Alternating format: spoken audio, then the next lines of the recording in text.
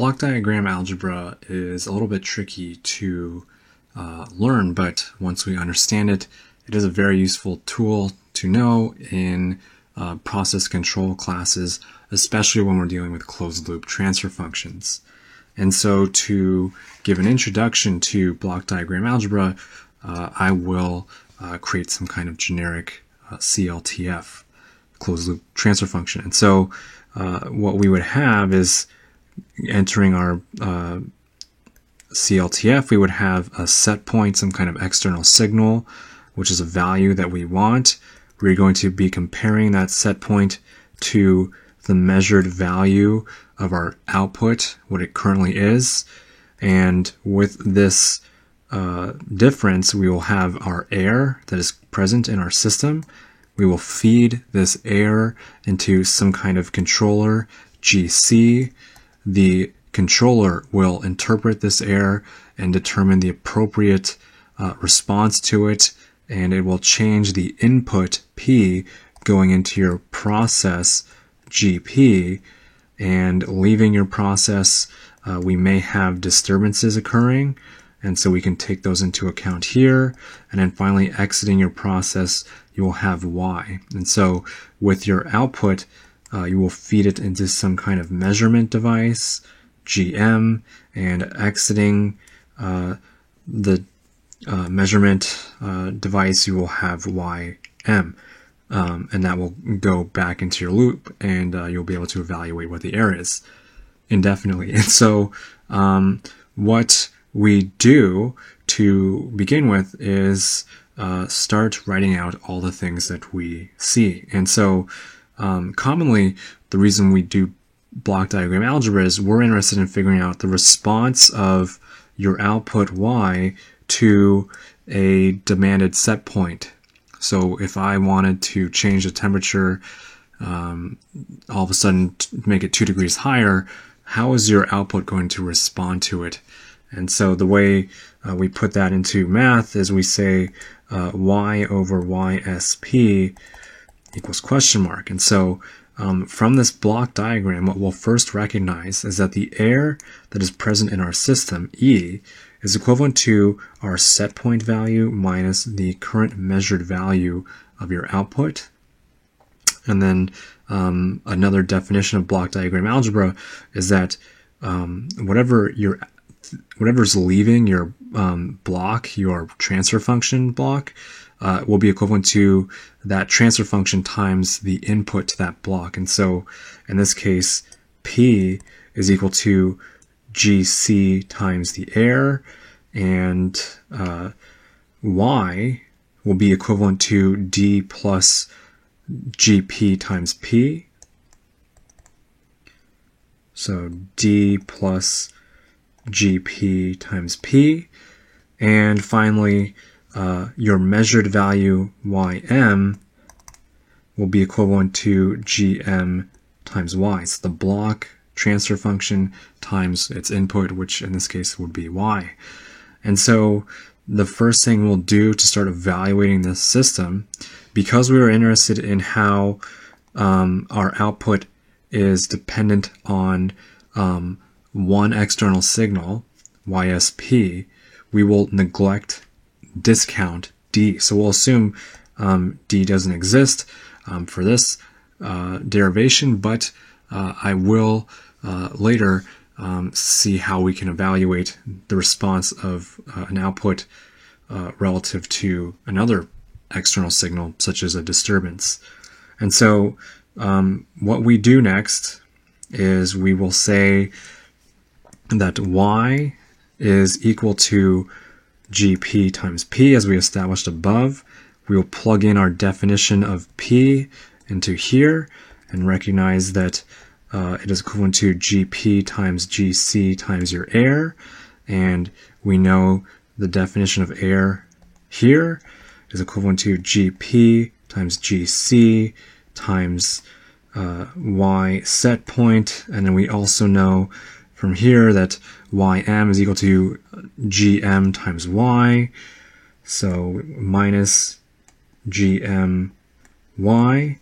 And what we now do is some algebraic manipulations to arrive at what y over ysp is. And so what we'll do is we'll say y is equal to gc gp ysp minus gp gc gm times y, and we'll move this term to the other side and recognize now that we have y times 1 plus gc gp gm is equal to gc gp times ysp.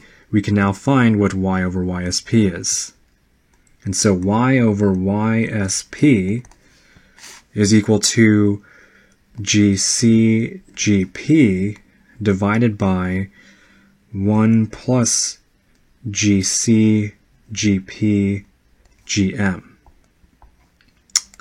And so this is a very important equation to arrive at. The most important thing to take away from this equation is this denominator. This denominator is called our characteristic equation.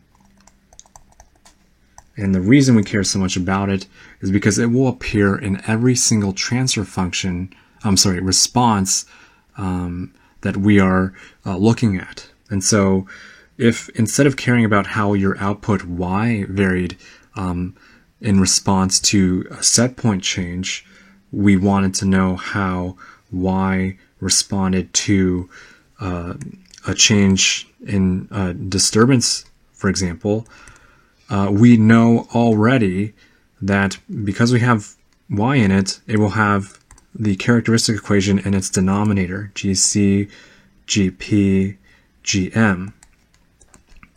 And the numerator of this response will be simply whatever block is in between the external signal, whatever block or blocks is between the external signal. And so to draw this more appropriately, we would have some transfer function GD as well as some disturbance entering our system. And so to evaluate what y over d is, it would be equivalent to simply GD, because GD is the only block between your external signal D and your output Y.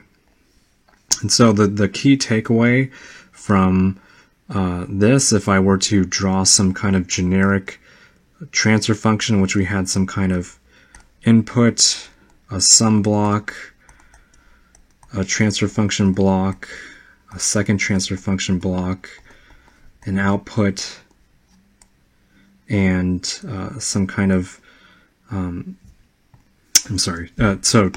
to make this more accurate, let's put in an additional block here. We'll call it block M, the measuring block, and we'll call Y our output theta O. What we see is that our characteristic equation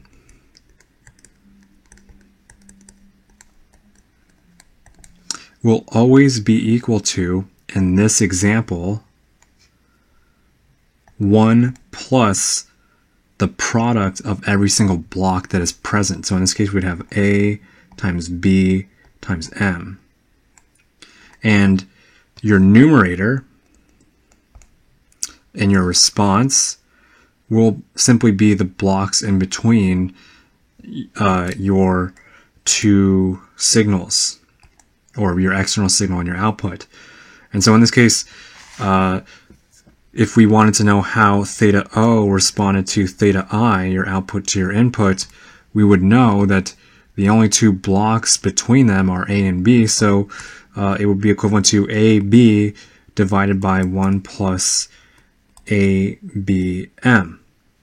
And so your numerator will be equivalent to AB, and this concludes how we can quickly evaluate now transfer functions, closed loop transfer function block diagrams. And what we can do now is focus on how we can simplify CLTFs like we do in physics circuit diagrams in order to arrive at, or in more complicated systems in which we have nested loops, for instance. And so I hope this helps. Let me know if you have any questions. Thanks for watching.